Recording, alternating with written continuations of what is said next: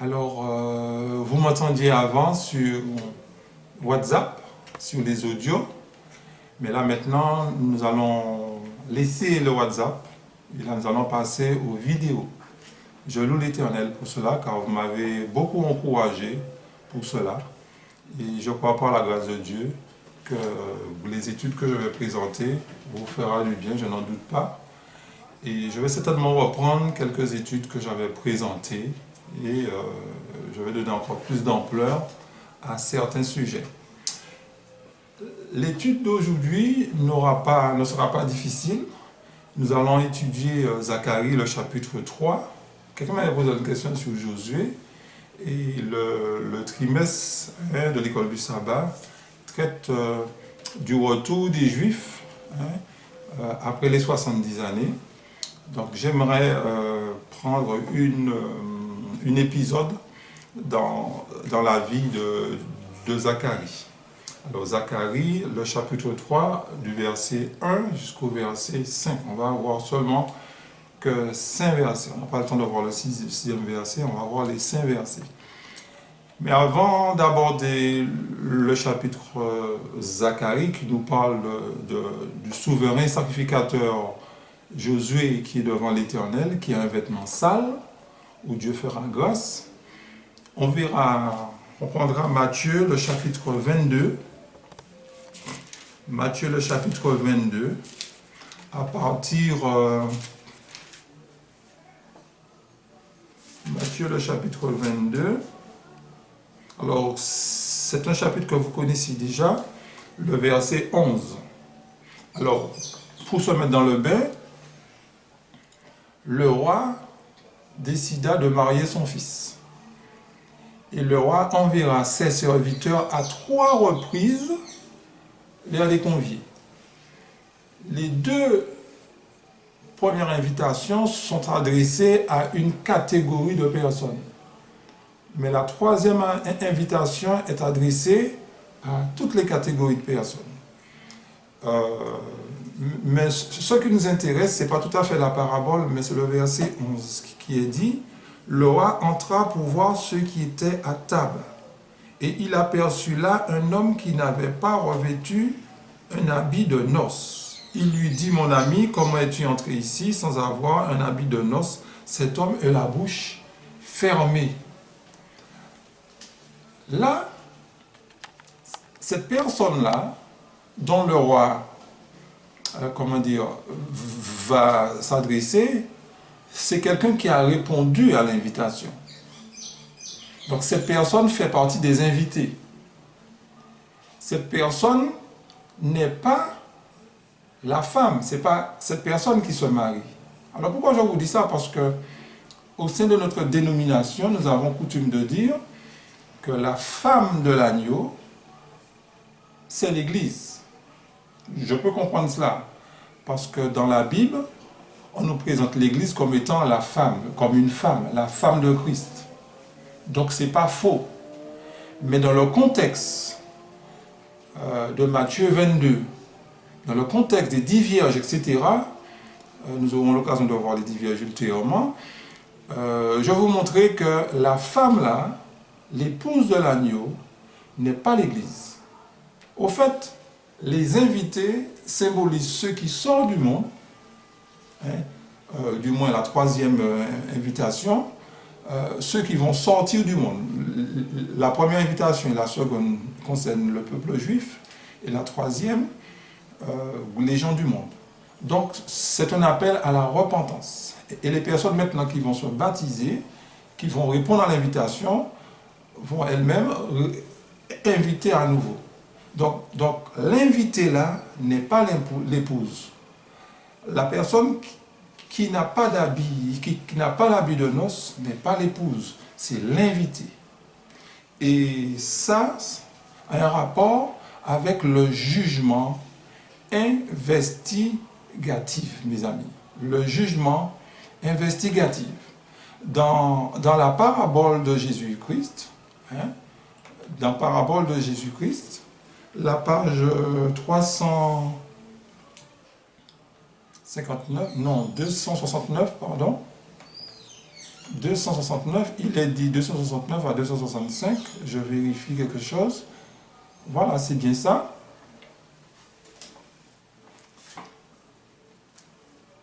L'examen des invités par le roi symbolise l'œuvre du jugement. Donc l'examen des invités, donc ce n'est pas l'examen de la femme, l'examen des invités symbolise l'œuvre du jugement. Les convives du banquet évangélique sont ceux qui professent servir Dieu, ceux dont les noms sont inscrits dans le livre de vie. Donc ceux qui sont enregistrés, mes amis, dans le livre de vie, symbolisent les invités, ce n'est pas la femme. Encore une fois, je ne dis pas que la femme ne symbolise pas l'Église, mais dans ce contexte, dans ce contexte-là, ce n'est pas l'Église. La femme de l'agneau, une autre fois, nous allons voir c'est qui. Ok? Donc ça n'a rien à voir. Alors, si vous avez étudié le sanctuaire, vous savez de quoi je parle. Donc, nous avons ici, dans Matthieu 22, un homme qui n'a pas l'habit de noces. Et là, je vais vous montrer encore un autre passage dans la Bible, quelqu'un qui n'a pas l'habit de noces. Dans Apocalypse, le chapitre 3, Apocalypse, le chapitre 3, vous me voyez déjà venir, le verset 17, Apocalypse, chapitre 3, le verset 17, il est dit, « Parce que tu dis, je suis riche, je me suis enrichi, je n'ai besoin de rien, parce que tu ne sais pas que tu es malheureux, misérable, pauvre, aveugle et nu. » Donc, l'ange de l'Église n'a pas non plus l'habit de noces. Matthieu 22, l'homme qui est examiné n'a pas l'habit de noces. Et l'ange de l'Église n'a pas l'habit de noces. Donc, c'est une manière de nous interpeller. Alors, dans Matthieu 22, c'est quoi? C'est l'instruction du jugement. Nous avons lu ça. C'est l'instruction du jugement. Le jugement qui a commencé en 1844. C'est le livre de vie qui est mis à jour. Il y a des noms qui seront conservés dans le livre de vie. Il y a d'autres qui seront radiés. Dans Apocalypse 3, c'est la condition de l'ange. C'est la condition de l'Église. Parce que l'ange représente conquérant pacifique, page 521, l'ange symbolise les dirigeants d'Église. Mais ce ne sont pas seulement les dirigeants d'Église qui se trouvent dans cette situation, mais c'est aussi les membres. Tout le monde. Donc il ne faut pas être dans la condition laodicéenne, mais nous devons faire partie nous faisons partie de l'Église de Laodicée. Laodicée qui veut dire peuple du jugement, comme vous le savez.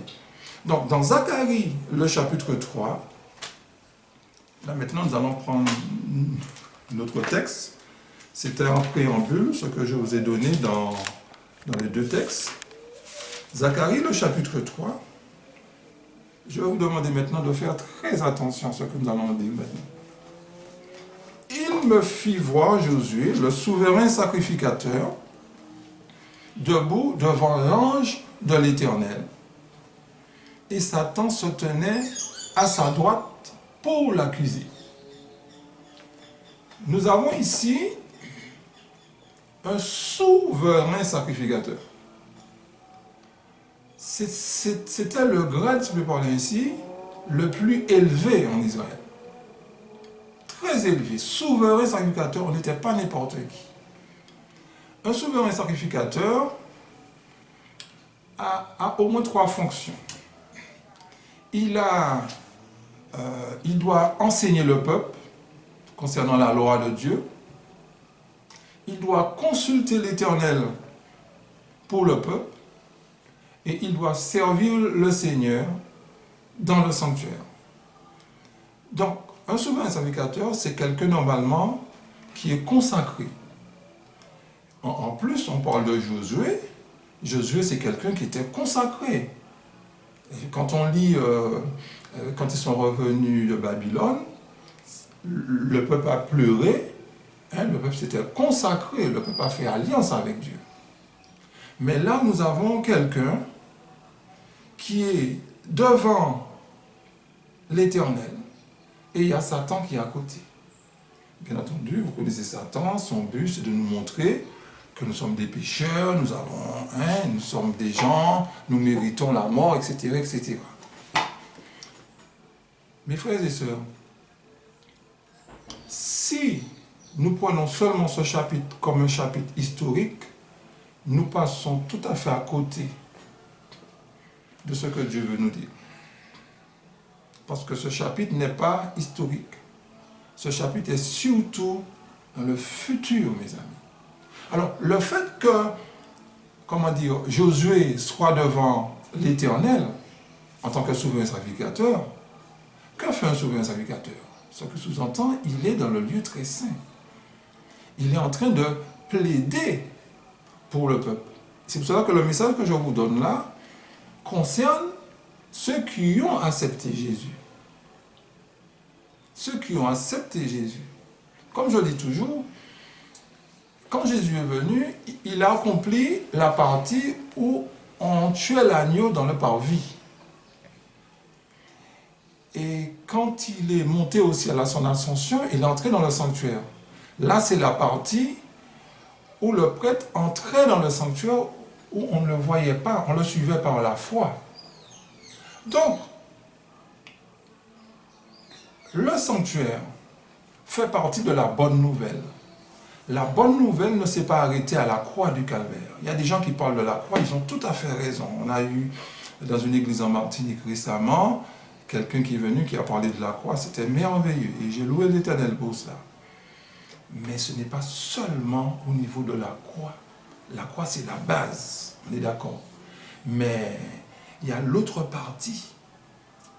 Parce que l'intercession, je vais revenir sur ça une autre fois, il y a l'intercession.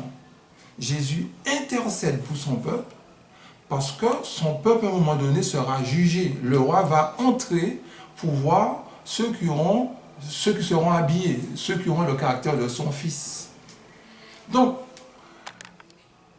la première partie s'est réalisée en la personne de Jésus. La seconde partie est en train de se réaliser. Il y a deux choses qui se font en ce moment, en 2019, il y a deux choses qui se font.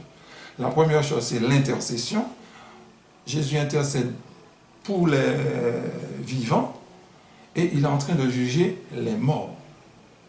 Et quand il intercède pour les vivants, il nous a donné aussi des prophéties bibliques.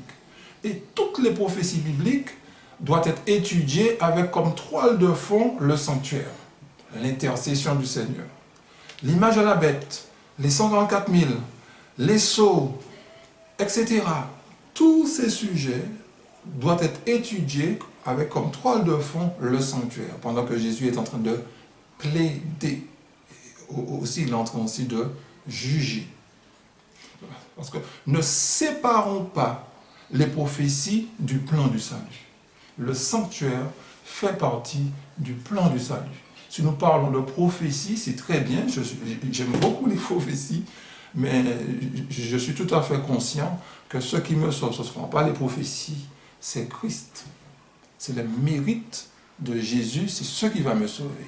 Les prophéties sont là pour me montrer ce que Dieu a prévu dans l'avenir, les péripéties que je devrais passer.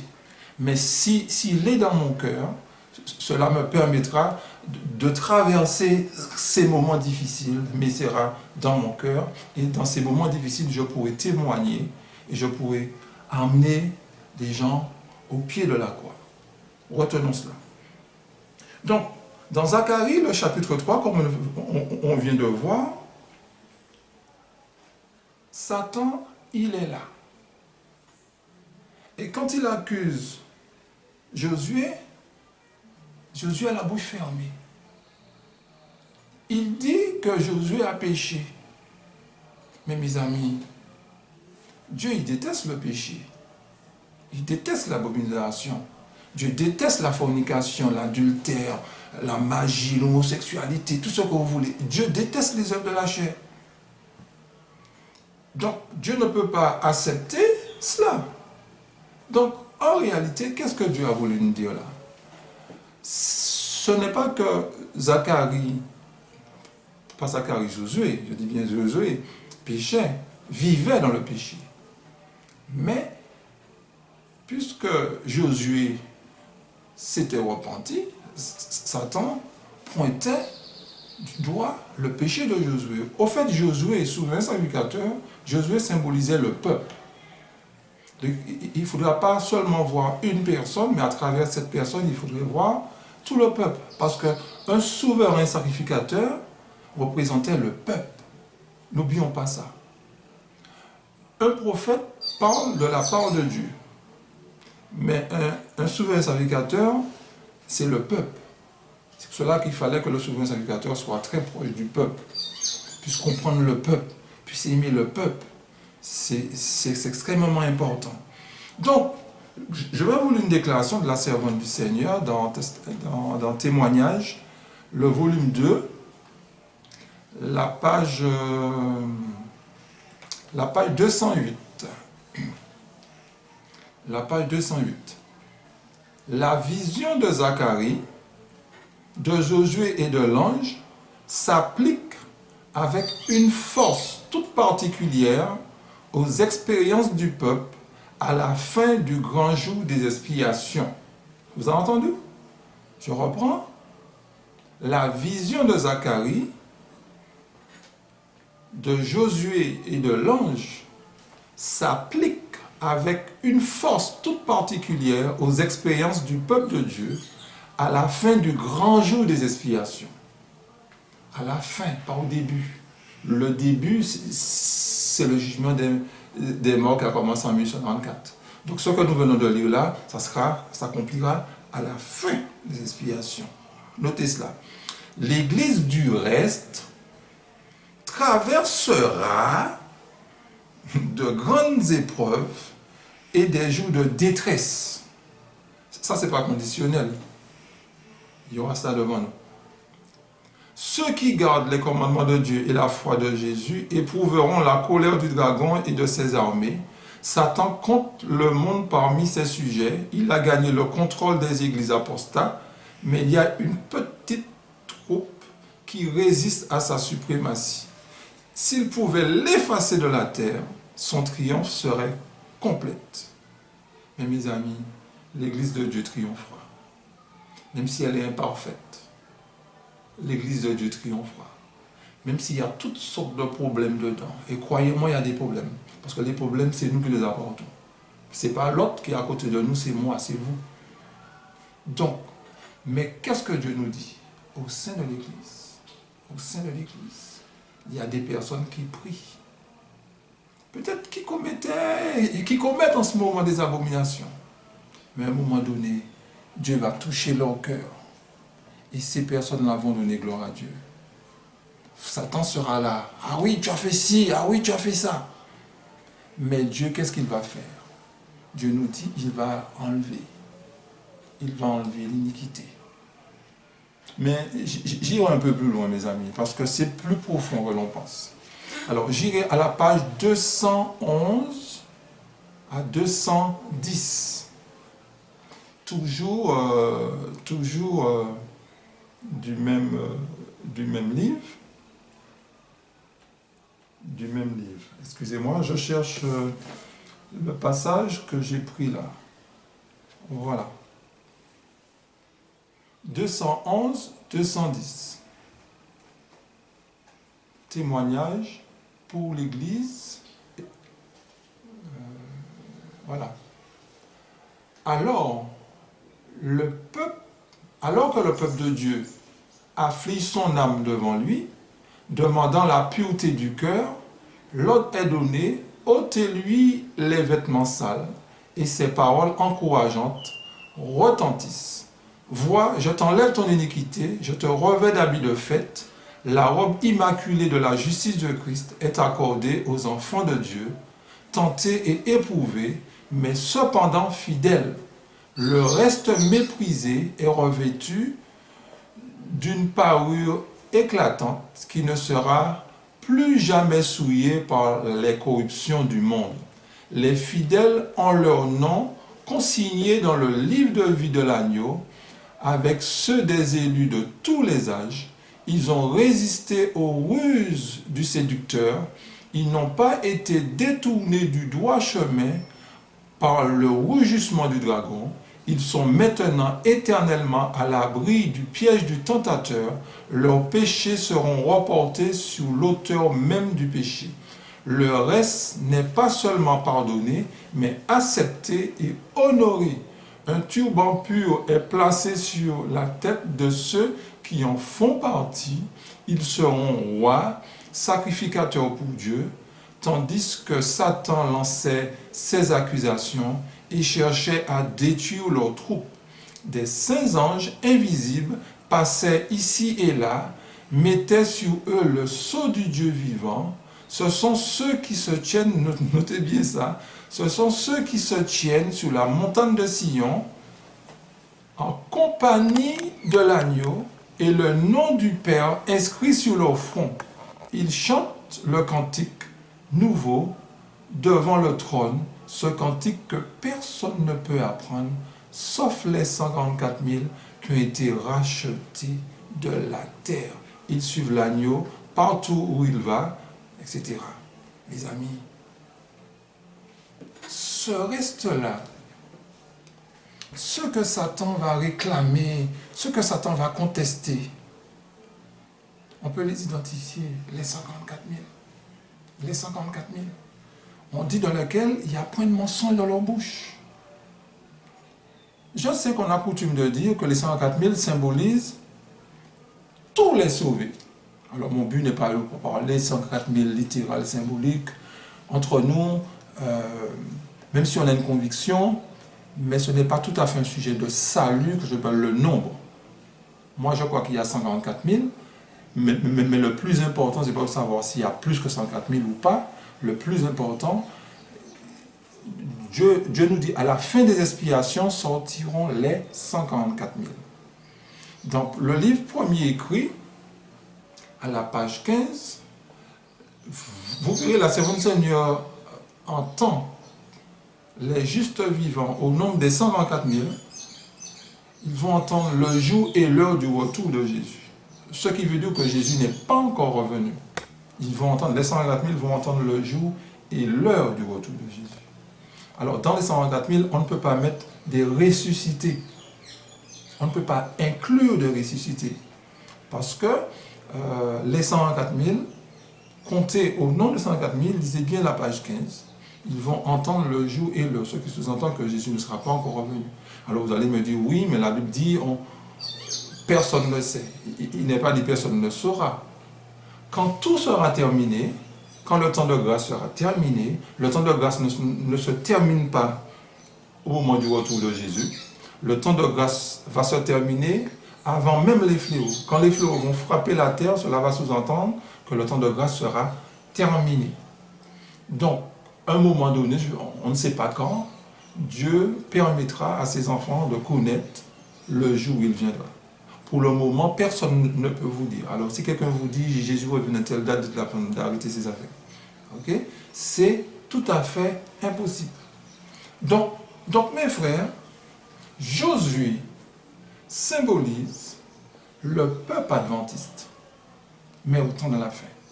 Le peuple qui n'expérimenteront pas la mort. C'est parce que les 124 000 sont des personnes qui n'expérimentent pas la mort. D'ailleurs, ce trimestre, non, cette année, on a eu la leçon de l'école du sabbat. L'auteur de l'école du sabbat l'a dit aussi. Les 124 000 sont des personnes qui n'expérimenteront pas la mort. On va voyer au questionnaire, parce que l'Église adventiste ne parlait pas comme ça. Quoique dans le début de l'œuvre, l'Église adventiste parlait comme ça. Mais à un moment donné, ils avaient abandonné cela.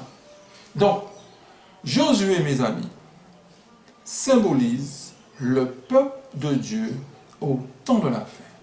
Alors, vous allez me dire, mais que fait Satan à côté de Josué? Satan n'a plus accès dans le ciel. Mais qu'est-ce qu'il fait là? Alors, il ne sera pas là physiquement, car vous le savez, après la résurrection de Jésus, Satan et ses anges furent chassés du ciel. Donc, il ne sera pas là physiquement. Nous allons voir comment il sera là. Dans le livre La tragédie des siècles, la page 566, il est dit ce qui suit. Alors, pour ceux qui n'ont pas la même pagination que moi, c'est le chapitre Les pièges de Satan. Il est dit, Satan sait fort bien que tous ceux qu'il peut amener à négliger la prière, non, ce n'est pas ce passage-là que je vais vous lire, excusez-moi, je vais lire un peu plus bas. Je vais lire 66, 500, excusez-moi, j'ai raté le passage. Pourtant, ça doit être sous mes yeux.